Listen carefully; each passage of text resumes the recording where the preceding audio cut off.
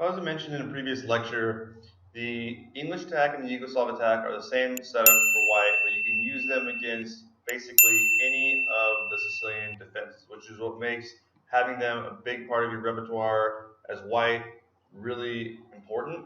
And the great thing about it is you don't need to remember a whole bunch of different move orders and variations and everything, especially if you're playing a lot of blitz or rapid, which most of us are doing now on the internet. Then this opening is great. It's a powerful attack. You can get it going almost every time, no matter what your opponent does as black. And it just makes it so you save time on the clock, make a lot of strong moves, and don't have to think too much. But of course, we want to know what to do against it if we are black as well. I showed you guys how to defend against it in the dragon, and we want to do something similar in the Najdorf. And so remember that basically when you are under attack, I'm going to keep bringing up these same things so you guys remember during your games. You want to relieve the pressure and either defend, counterattack, or trade off pieces. Trading off pieces almost always benefits the defender because it relieves pressure and it relieves attackers. Now, of course, all of these things are generalizations and just have to calculate to make sure that the trade that you're making will not hurt you or lead to some tactics. You have always to calculate. It just goes without saying, basically, at this point, that you always need to calculate between each and every move. But when you know the openings really well, when you know these lines, you have to calculate less, and you can make stronger moves more quickly, save time on the clock, and get a better position.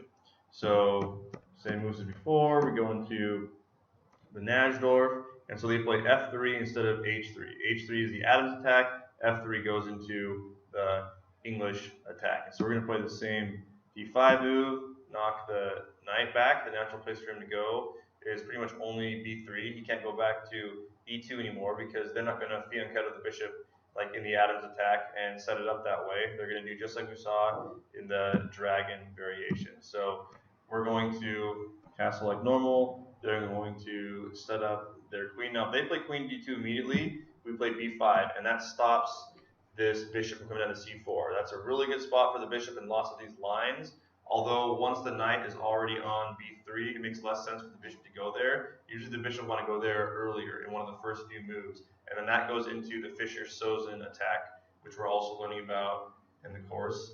And Fischer used that to great effect against the Najdorf himself. So we're going to look at that line as well. So playing b5 here, it just makes a lot of sense in a lot of these variations. It stops the bishop from coming down. It allows you to make this knight move if you need to, and it allows for expansion on the queen side. So this is what you want to see in the Najdorf. But notice, unlike the dragon, without the fianchettoed bishop here, everything is much more solid. It's harder to open up the king, and it takes more moves for the pawn storm to reach the king when you're playing the Najdorf. So it's easier to defend in the Najdorf than it is in the dragon, but you don't have as much of an aggressive response either because the dragon has that really good bishop aimed at the opponent's castled king, and it allows for those tactics that we saw in that lesson. And so here you can fianchetto your bishop, and they will start a pawn storm against you.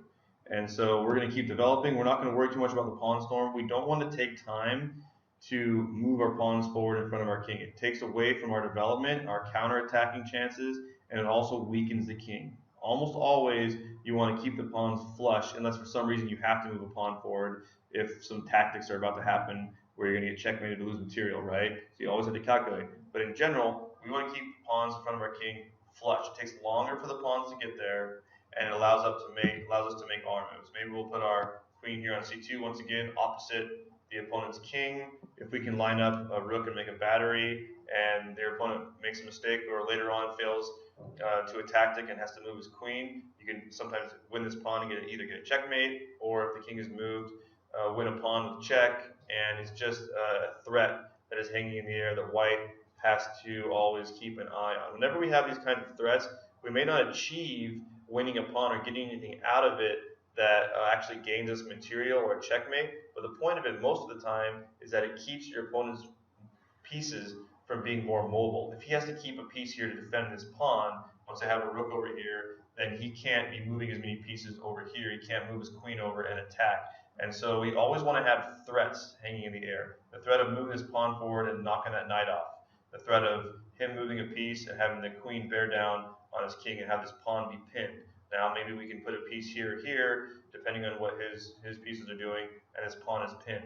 So again, in chess, we do things that have multiple purposes. This is also just a naturally good place for the queen. It's taking advantage of this semi-open file. It's mobile. It can move over here later on if white's pieces move. And if we are going to move this pawn forward, there's going to be some sort of trade in the center with these pawns, then the queen's in a little bit better position to defend and to move over to that side of the board as well. If he wants to move his knight down here and attack the queen, we can simply go ahead and just take it because he's forced to take it back with his pawn. And even though that pawn is in the center now, he's given us one of his attacking pieces and he's disrupted one of the pawns from his pawn storm. So it doesn't really help white to do that. It doesn't make any sense. If white wants to go ahead and do that, well, that's fine with us. We will simply line up across his king and then wait for him to move his pawns down and either defend or attack depending on what chances he gives us. Notice that we can move these pawns forward as well. We both have attacking chances here. So that wouldn't favor white very much to do that. We're not afraid of making those kinds of trades. Again, remember that with black, you're trying to equalize the position. When you're playing the Sicilian, you're in a defensive position, although it's sort of an aggressive counter-attacking defensive position. And so trades like that will benefit you. White doesn't benefit a lot from making them. It doesn't really make much sense. White wants to use his moves to keep the attack going. And for example, if white can easily make a mistake in the attack too. If they go right here and they play g5 and they want to knock the knight back somewhere and keep their pawn going, well, in this case, knight can kind of block the attack, block the pawn storm, put it right here. Yes, white can put his bishop here and look to threaten this knight, but the thing is, it's not a good idea. I mean, he might be able to win that way, but it allows the pawns to be blockaded or stopped, even if just temporarily, okay? And so you want to do anything you can to keep the position closed when you're defending. And your opponent wants to do anything they can to open the position against your king when they are attacking. And so a better move when you're in this situation, and you're going to see it a lot, is to simply play h5 first. And that way, later on, when you play g5, the knight can't go here, right? Because he can't take that pawn. It's defended, and now the threat is really serious because once he touches down one of these pawns to the king, we can ignore it, but he can capture and start weakening our king and start bringing pieces over, and it starts to become dangerous. So we can look to do things like maybe put this knight here and push this pawn forward in the center and gain some space. We can knock this knight off, and we can trade off some pieces depending on exactly what is happening in the game. Now, if you move this knight, we pretty much have no choice but to put it here or here. Oftentimes, it can be a good thing to do to put a knight on e8 when you're defending, because you're defending one of the pawns in front of the king. And so when he comes down, if he wants to immediately come down and attack you, we don't want to take this. We don't want to open it up and allow his attack to come. Basically, we've got a couple things we can do here. We can put this pawn up on a6 and let him take here and just take back, which wouldn't be all that terrible. His bishop has no tactics coming down, but he has weakened our king, and he has allowed his queen to get lined up again. So starting to get a little bit more dangerous, but he doesn't have any kind of a decisive attack yet. We can simply ignore it and choose to maybe move his knight back out. And if he takes here now, we can take it with the knight. Either way, he's going to start having some chances. So be really, really careful.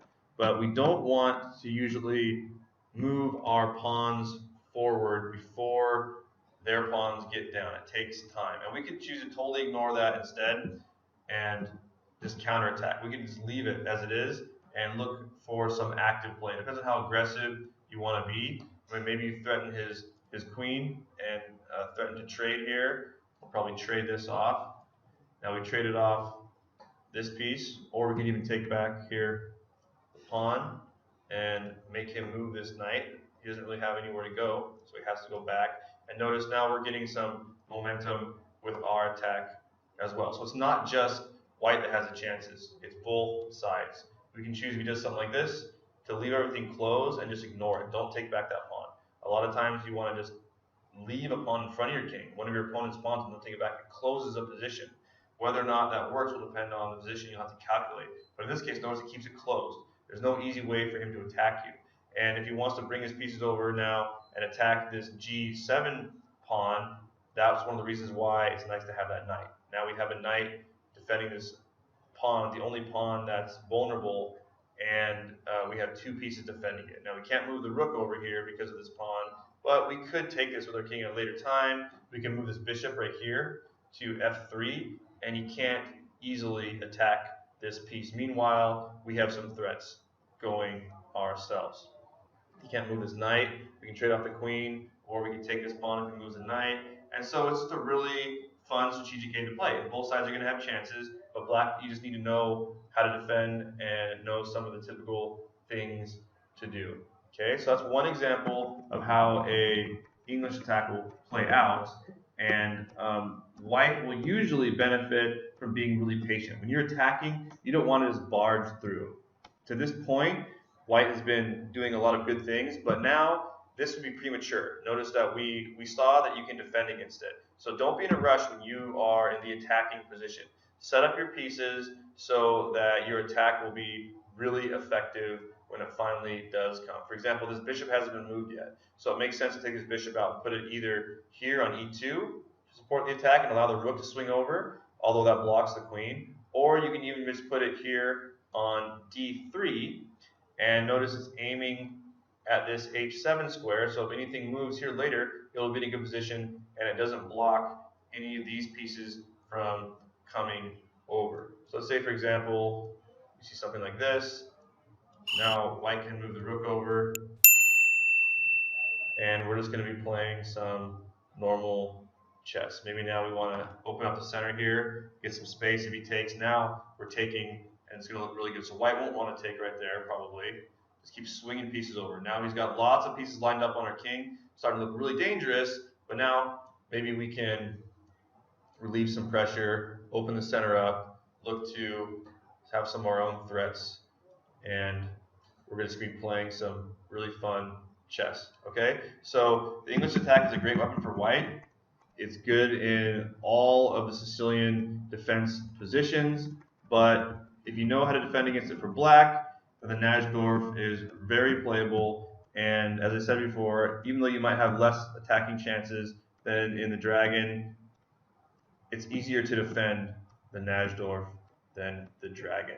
And when you're playing blitz, the goal is to be able to make a lot of strong moves quickly so that you save time on the clock while also getting a good position at the same time.